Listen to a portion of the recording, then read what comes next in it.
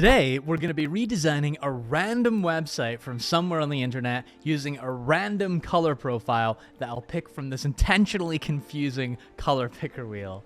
So here we are in the useless web. This will be a very interesting design experiment. So let's just jump right into it. Random website, here we go. Boom! Okay, interesting. So we're redesigning a maze toy where you use your keyboard. Cool, so we'll take a stab at redesigning this. And let's see what color profile that we're gonna be redesigning it in. Boom. Come on, come on, come on. Purple. All right, we're doing purple, baby. Let's see how we can make this maze look more purple and kind of redesign it at the same time. Gonna take a screenshot and get it into Figma. Gonna grab the fonts from the site just so we can maintain a little bit of consistency here. Looks like they're just using monospace and bungee shade. And since we're kind of coming up with this on our own, we don't necessarily need a dedicated style guide. We can just kind of come up with one on our own, which I will do now. Oh, she's beautiful. Just using the standard little techie font industry. You've seen it many times before. And a nice little purple palette here to add lots of little interesting aesthetics. Cool. Also, when I do these, I normally have user stories in place. So just gonna put them together real quick. And there we go. Not gonna read through all these. If you want to read them, you can. But essentially, we're just solving a maze, resetting it, and sharing it with friends if we want to. And we're just gonna get started. Let's go. No, I was really dreading this, but the first thing I have to do here is reproduce this entire board and make it into an SVG vector by tracing it with the pen tool manually. And I'm not gonna make you watch that, but no, I did this for you, all right? I did this for you.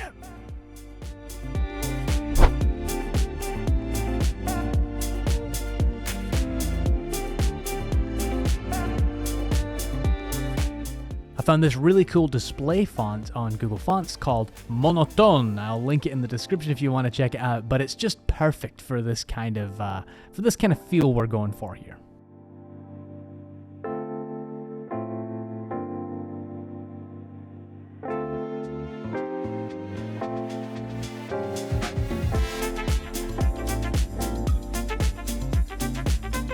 One of the usability problems that I ran into when I was trying to play with this app is I didn't really know where I was supposed to start, and I didn't really know what I was supposed to do to actually start the maze. Was I supposed to click there or drag?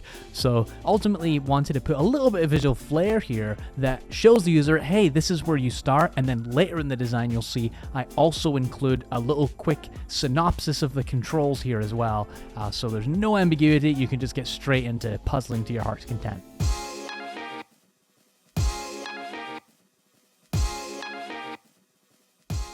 Now, I want to be honest, this one was a weird one for me. I really struggled to figure out how to display all the elements in a way that was user-friendly without just completely copying it from the existing UI. I think they did, overall, a pretty good job with having the main content on the right container and then the metadata on the left, but ultimately decided here to just kind of do away with a lot of the containers altogether and just have the information floating on the right here.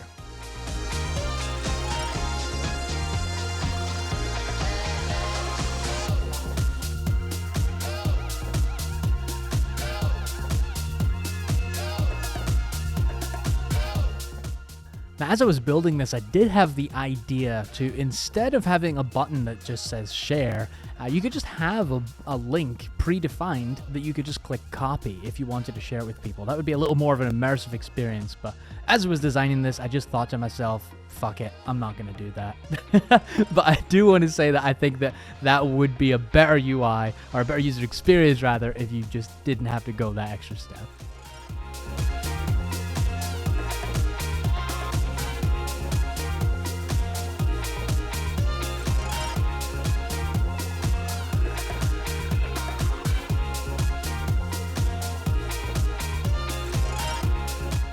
And of course, adding this keyboard control overlay right where the user is expecting their attention to be in the first place, I think is an intuitive way to just send the signal, hey, use your keyboard to play this, so no one's clicking on the screen and just getting confused.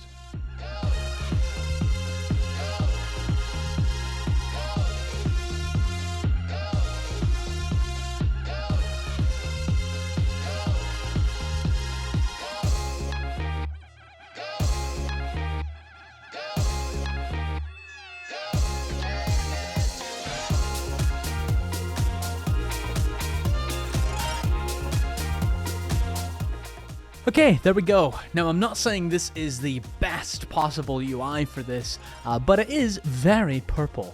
And this was an interesting experiment for me. I don't do game design very often, but it is still an interface, so a lot of the primary user principles do actually carry over in the end. But I think having an explicit way to tell users to use their keyboard, pulling their attention towards the goal, the flag, more explicitly, and then distinguishing the head of the path from the rest of the body, I think makes a lot of sense. Overall, this was just a funny little experiment for me to purplize a random website on the internet.